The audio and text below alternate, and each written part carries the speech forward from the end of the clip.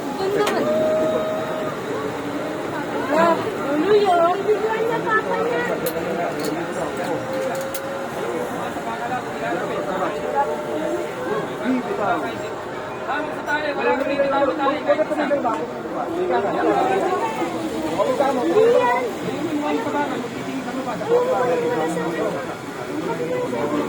Lasa.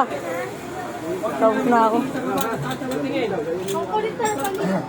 Ha?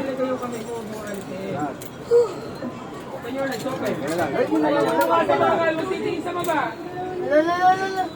Layo pa. Ilayo mo yung katawan mo sa bakal, kuya. Next.